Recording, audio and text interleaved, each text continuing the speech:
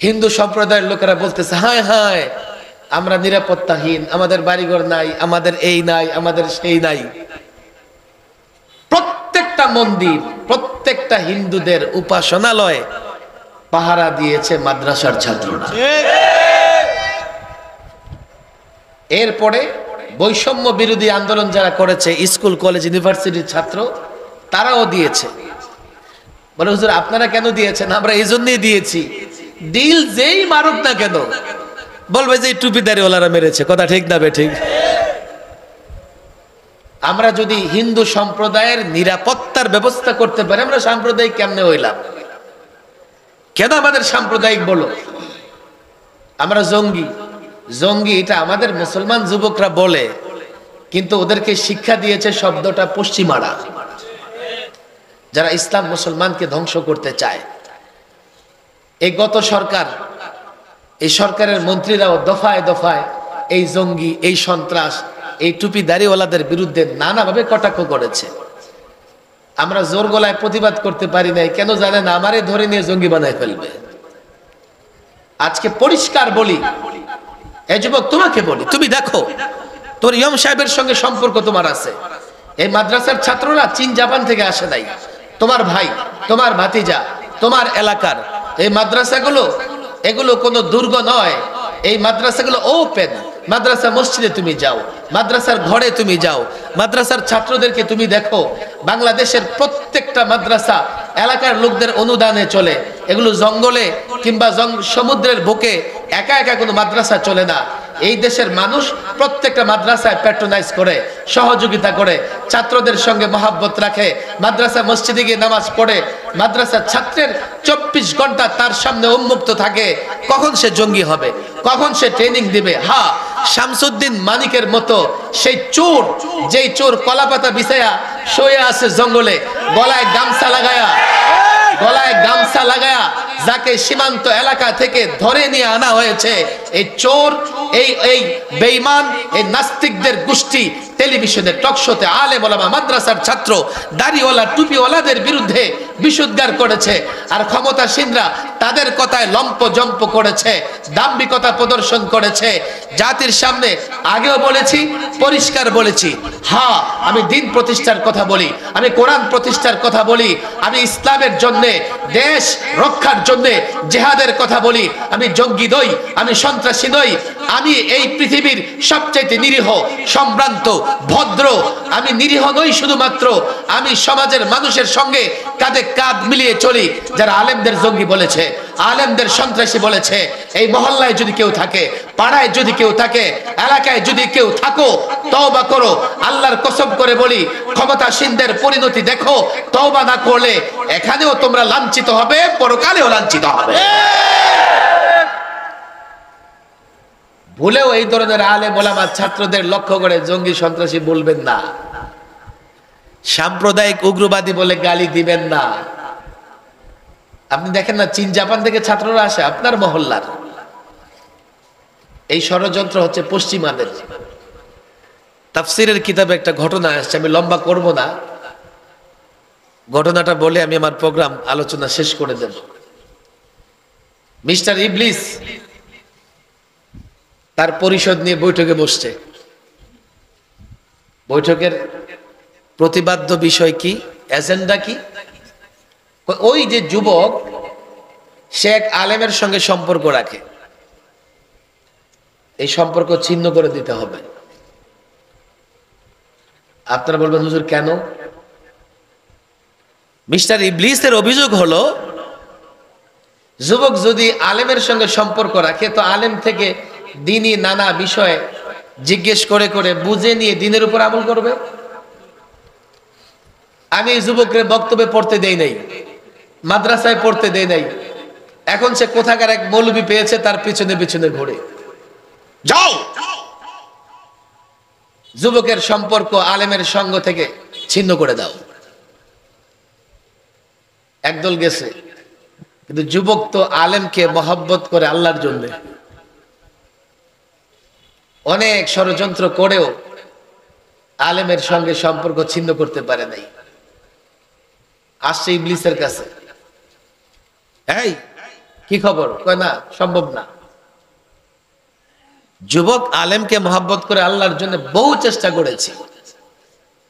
থাম তোরা, তোরা ফেল, আমি নিজে যাবো। ইবলিস এবার নিজে গেছে, গিয়ে যুবকরে প্রশ্ন করতেছে, যুবক আলেমরা তোমাদের এগুলো কি বলে? কি বলে এই জান্নাত এই জাহান্নাম সব আল্লাহর হাতে, আল্লাহ সব পারে, আর তোমরা এই পশ্চাৎপদ দেখেন না? ওদের বড় সুন্দর সুন্দর কিছু গালি আছে, আবার ওদের কিছু পত্রিকাও আছে, সেই পত্রিকাগুলোতে এই গালিগুলো ওরা দেয়। কি বলে? পশ্চাৎপদ, মানে ব্যাকডেটেড। আমরা দেখি জাতিকে পিছনের দিকে নিয়ে যাই, আর ওরা হচ্ছে প্রগতিশীল, ওরা জাতিকে সামনের দিকে নিয়ে যায়। মৌলবীদেরকে কয় ধর্মান্ধ বলে, কি বলে না? একজন ধরা খাইছে না? না আপনারা জানেন, ও নামই বলবো না এখন, এটা নাপাক জিনিস।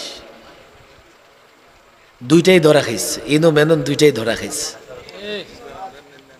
স্বঘোষিত নাস্তিক। এই মেনন বলেছিল যে এই হিজাব এগুলো তো আরবের পোশাক। তা আমি তো মেননদের বলছিলাম, তুই বেটা কোট টাই শার্ট প্যান্ট পরছ, এগুলো কোন দেশের পোশাক? বাংলাদেশের পোশাক তো পায়জামা পাঞ্জাবি। বাসায় যে লুঙ্গি পরছ, লুঙ্গি কোন দেশের পোশাক? এটা তো ইন্ডিয়ার এক অঞ্চলের পোশাক। হিজাব খুলতে হলে তুই কাল থেকে জন্মদিনের পোশাক নিয়ে ঘুরবি। এতটুক লজ্জা আছে। আর এটা এই জন্যে আছে, মনে করে যা আছে তা প্রকাশ পেয়ে গেলে আরো বেশি লজ্জা। আল্লামা মুফতি আমিন রাহিমাহুল্লাহ অনেক কথা। আমরা লালবাগ থেকে গাড়ি নিয়ে বের হলে মাঝে মধ্যে একটা পাগল দেখতাম। এই পাগলটা পুরা উলঙ্গ, হাতে একটা বদনার মতো ছিল, লোটার মতো ছিল, আর পিছনে কিছু মানুষ তার হাঁটতে থাকতো। হুজুর বলে যে একদিন জিজ্ঞেস করলাম, তোমরা ওর পিছে হাঁটো কেন?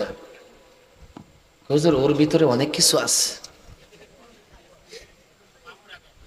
হুজুর বলতেন যে সব তো দেখাই যায় কি আছে, আবার কি আছে?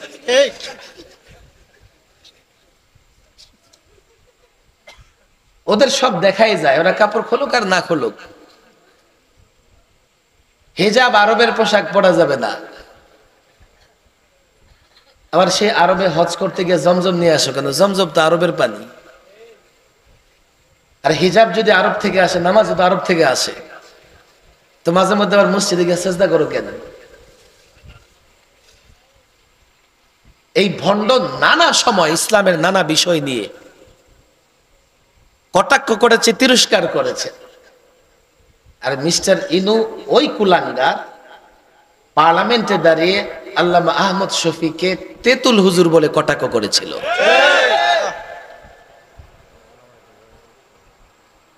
এত তাড়াতাড়ি ওদের পরিণতি আমাদের চোখের সামনে আসবে আমরা কোনো বিশ্বাস করি নাই।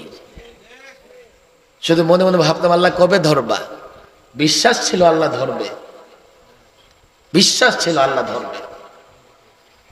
এরা মাঝে মধ্যে আমাদের গাড়ি দেখো ধর্মান্ধ, আর আমরা ধর্ম পালন করি, ধর্মান্ধ কেমনে হইলাম না? এসব কিছু গালি মিস্টার ইবলিস, ইবলিসের চালা চামুন্ডারা শিখাই দিছে, আর আমার দেশের কিছু যুবক না বুঝে সেই গালিগুলো দিতে থাকে। তো মিস্টার ইবলিস বলে, এ যুবক, এই ধর্মান্ধ পশ্চাৎপদ ব্যাকডেটেড মৌলবীর কথায় তুমি কেন চলো? আর এই মৌলবী কত কিছু বলে, আল্লাহ এই করতে পারে ওই করতে পারে, এগুলো বিশ্বাস কেন করো? ভালো করে শুনবেন। কোন আলেম যা বলে কোরআন সুন্নাহ থেকে বলে মানা তো লাগে, বিশ্বাস তো করা লাগে। আচ্ছা তোমার একটা প্রশ্ন করি। কি প্রশ্ন? তোমার আল্লাহ সব পারে? আমার আল্লাহ সব পারে। পরে মিস্টার ইবলিস পকেট থেকে ডিম বের করে দিচ্ছে। ডিম, ডিম চিনেন তো, আন্ডা। আচ্ছা তোমার আল্লাহ এই ডিমের ভেতরে গোটা পৃথিবীটা ঢুকাই দিতে পারবে কি? যুবকরা তো মাথা ঘুরে গেছে। ডিমের ভিতরে একটা হাট ঢুকে না, এই প্যান্ডেল ঢুকবে না, একটা গ্রাম ঢুকবে না, গোটা পৃথিবী ডিমের ভেতরে কেমনে ঢুকে?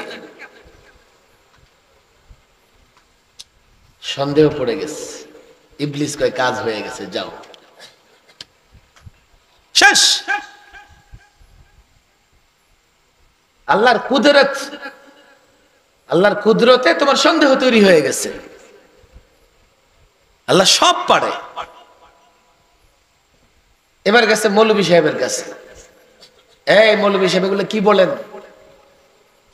জাতিকে গোমরা করতেছেন, ভ্রষ্ট করতেছেন, আপনার আল্লাহ সব পারে। মৌলভী সাহেব কয় হ্যাঁ সবই পারে। আচ্ছা তাহলে বলেন দেখি, এই ডিমের ভেতরে গোটা দুনিয়া আপনার আল্লাহ প্রবেশ করাতে পারবে কিনা? আলেম তো আলেম, মাশাআল্লাহ, আল্লাহ তাকে দ্বীনের সমঝ দিয়েছেন, কয় হ্যাঁ পারবে। ইবলিস মাথায় হাত দিয়ে কয় দেখো দেখো মৌলবী কি কয়, অন্যের বাড়িতে খায়, কাপড়ের দাম বাড়ায়, কোনো আন্দাজ নাই। এমন একদল আছে না, কাজে মৌলবীদের আন্দাজ নাই। আল্লামা মুফতি আমিন রাহিমাহুল্লাহ একটা ঘটনা বলতেন।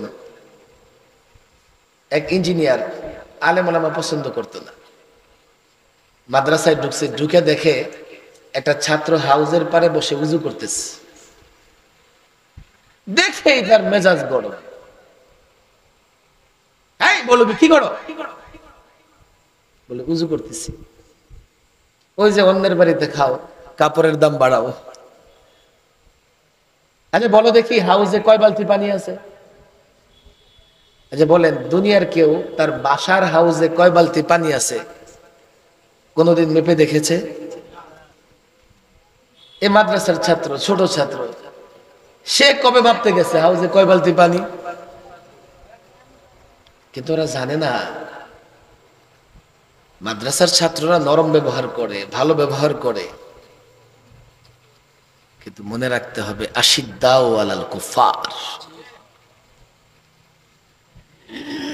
আফগানিস্তানে তালেবানরা বিপ্লব করেছে। আমরা যখন তালেবানদের কথা বলতাম, এই তো জঙ্গি পাওয়া গেছে, ওরাই স্লোগান দিছে আমরা হব তালেবান, বাংলা হবে আফগান। আমরা হব তালেবান, বাংলা হবে আফগান। ওরা জঙ্গি, ওরা দেশদ্রোহী। এমন কথা আপনারা শোনেন নাই? তালেবান মানে ছাত্র। আফগানিস্তানের বিপ্লবের পেছনে ছাত্রদের অবদান, এই জন্য সেটাকে বলে তালেবান সরকার। বাংলাদেশে এই বিপ্লব সংগঠিত হয়েছে ছাত্রদের দ্বারা, কথা ঠিক না বেঠিক? যদি আফগানিস্তানের ভাষায় বলা লাগে তো বাংলাদেশেও এখন তালেবানের সরকার আছে, কথা ঠিক না বেঠিক? আমরা যখন তালেবানের কথা বলতাম ওদের গায়ে লাগতো, এই কি বলে, দেশটা আফগানিস্তান বানাইতে চান? আরে কেউ যদি এই স্লোগান দিয়ে থাকে আমরা হব তালেবান, বাংলা হবে আফগান, এর মানে হচ্ছে আমরা ছাত্র হব, আফগানিস্তানকে যেমনি মুক্ত করা হয়েছে আমরা দেশটাকে মুক্ত করব। পাকিস্তানে এমন স্লোগান হচ্ছে আমি কে তুমি কে, কয় বাংলাদেশ বাংলাদেশ, কথা ঠিক না বেঠিক? পাকিস্তানের অলিতে গলিতে বাংলাদেশের পতাকা উঠতেছে। যারা পাকিস্তানে বাংলাদেশের পতাকা উড়াইতেছে ওরা কি পাকিস্তানের বিরুদ্ধে? বাংলাদেশে বিপ্লব সাধিত হয়েছে, ওরা মনে করে আমরাও পাকিস্তানে বিপ্লব সাধন করব, কথা ঠিক না বেঠিক? ভাই এই কথাগুলো কত সাদা সিধা, কিন্তু এই বুদ্ধিজীবী নামের পরজীবীরা এই শব্দগুলো ব্যবহার করে করে আমাদেরকে জঙ্গি সন্ত্রাস বলে গালি দিয়েছে। এই মৌলভী সাহেব বলেন কি, ডিমের ভেতরে আপনার আল্লাহ কেমনে গোটা পৃথিবী ঢুকাবে? আলেম তো বুঝা গেছে এটা মিস্টার ইবলিস। ইন্নামা আমরুহু ইযা আরাদাল্লাহু শাইআন আইয়াকুলা লাহু কুন ফায়াকুন। মাঝে মধ্যে কিছু স্বপ্ন ভালো করে শুনবেন, আমি জাতিকে বুঝাই শোনাই। অনেক মাদ্রাসার ছাত্র আছে, আল্লামা মুফতি আমিন রাহিমাহুল্লাহ তিনিও একটা ছাত্রদের দিয়ে স্বপ্ন দেখতেন। আমরা বুঝতাম না যে এই স্বপ্নটা যে এই ছাত্ররা এত তাড়াতাড়ি পূরণ করে ফেলবে, কিন্তু স্বপ্নের আরেকটু বাকি আছে, আর সেটা সেই স্বপ্ন বাস্তবায়ন হবে ছাত্রদের এমন এক প্রজন্ম দ্বারা যাদের টার্গেট হবে এই মাটিতে কোরআন সুন্নাহর শাসন প্রতিষ্ঠা করা। একটু বাকি আছে, তবে যে ছাত্ররাই বিপ্লব সংগঠিত করেছে তাদের বক্তৃতা শুনবেন, তাদের ঈমান, তাদের বিশ্বাস, তাদের নামাজ সব আলেমদের মতো, সব আলেমদের মতো। এর মানে আংশিক বিপ্লব দেশে সাধিত হয়েছে। আমরা নতুন একটা স্বাধীনতা পেয়েছি। নতুন স্বাধীনতায় অর্জিত বাংলাদেশে চূড়ান্ত বিজয় হবে যখন কোরআন সুন্নাহ ভিত্তিক সমাজ ব্যবস্থা, রাষ্ট্র ব্যবস্থা কায়েম হবে। আলেম যখন শোনা দিয়েছে ইন্নামা আমরুহু ইযা আরাদা শাইআন আইয়াকুলা লাহু কুন ফায়াকুন, ইবলিসের চেহারা কালো হয়ে গেছে। জাতিকে স্বপ্ন শোনাই, আমি জানি না এই জাতির যুবকরা বুঝে কিনা। ফরমালিন খেতে খেতে মেজাজও নষ্ট হয়ে গেছে, পেটও নষ্ট হয়ে গেছে। জাতির কোথাও শান্তি নাই, ঘরেও শান্তি নাই, সমাজেও শান্তি নাই, কোথাও শান্তি নাই। দুর্নীতির কথা, এত বেনজির দুর্নীতি হয়েছে বাংলাদেশে। ব্যাংক খালি, ব্যাংক খালি হয়ে গেছে চুরি আর দুর্নীতি করতে করতে। চূড়ান্ত সফলতা চাও, এর জন্য আরেকটু অগ্রসর হওয়া লাগবে। চূড়ান্ত শান্তি চাও, আরেকটু অগ্রসর হওয়া লাগবে। আরেকটু অগ্রসর হয়ে শাসন ব্যবস্থা পরিচালিত হবে কোরআন ভিত্তিক। কথা ঠিক না বেটি? আমার আল্লাহ পারে কি পারে না? এটাই বলি, এই ওয়াদা, এই বাস্তবতার কথা আপনাদের বলে যাই। হিম্মত হারাবেন না, হিম্মত হারাবেন না, সাহস হারাবেন না। চূড়ান্ত বিজয়ের জন্য ইসলামকে প্রতিষ্ঠা করা লাগবে। নাস্তিক মোরতাদরা বলবে এটা আপনাদের স্বপ্ন, বাস্তবতা নাই। কে বলেছে? এই প্রজন্মের যুবকরাও বলে না। আপনি এখন আপনার পকেটে অ্যান্ড্রয়েড ফোন আছে, মিস্টার গুগলকে জিজ্ঞেস করেন, এ মিস্টার গুগল, মুসলমানদের ইতিহাস ঐতিহ্য একটু আমাকে বলো দেখি, শোনাও দেখি। তো মিস্টার গুগল আপনাকে বলবে মুসলমানদের ইতিহাস হচ্ছে ইউরোপে, স্পেনে মুসলমানেরা কম পক্ষে 782 বছর রাজত্ব করেছে। মুসলমানদের ইতিহাস হচ্ছে গোটা পৃথিবী মুসলিম শাসকরা কম পক্ষে 1000 বছর শাসন করেছে। আমাকে বলো যুবক, তুমি তন্ত্র মন্ত্র দিয়ে কয়দিন রাষ্ট্র চালিয়েছ? চালিয়েছ 50 বছর, কিন্তু পশ্চিমাদের গোলামি করা ছাড়া, পশ্চিমাদের হুকুম ছাড়া বাথরুমেও যেতে পারো নাই। আর মুসলমান যতদিন রাজত্ব করেছে, পশ্চিমারা মুসলমানদের সামনে মাথা নত করে দাঁড়িয়েছিল। ইজ্জত সম্মান চাও? ইজ্জত সম্মানের সঙ্গে বাস্তবতা একটু তাকিয়ে দেখো।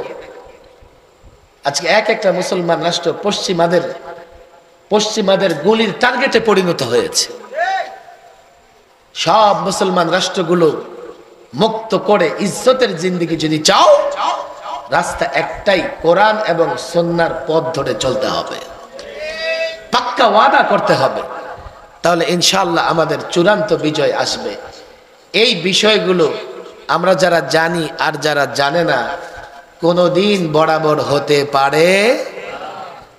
মাহফিল তো হচ্ছে, এই কথাগুলো আসলে সাহস নিয়ে বলার মতো গত 15 বছরে আমাদের সুযোগ ছিল না।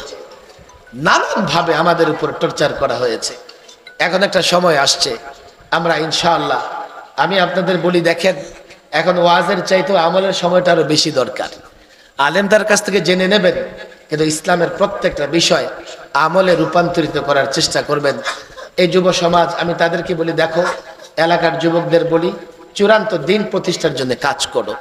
দিন প্রতিষ্ঠার জন্য কাজ করো, যদি নিজেও সফল হবে, এলাকা, রাষ্ট্রে, সমাজে সব জায়গায় সফলতা বিরাজ করবে, শান্তি আসবে। আল্লাহ তাবারক ওয়া তাআলা যুব সমাজকে দ্বীনের জন্য কবুল করে নিন।